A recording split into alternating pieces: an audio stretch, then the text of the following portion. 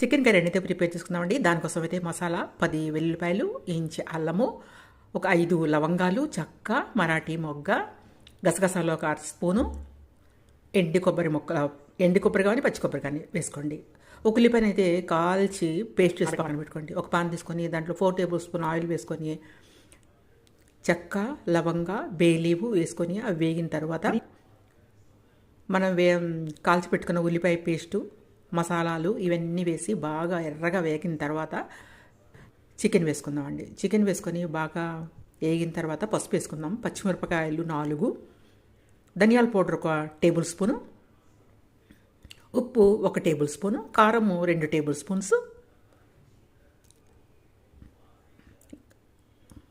Garam masala 1/2 spoon. ఈ విధంగా మసాలాలు తక్కువగానే వేసుకొని ఈ విధంగా బాగా వేగిన తర్వాత వాటర్, పెద్ద గ్లాస్ వాటర్ అయితే పోసుకోండి. కొత్తిమీరతో ఉడకనిచ్చిన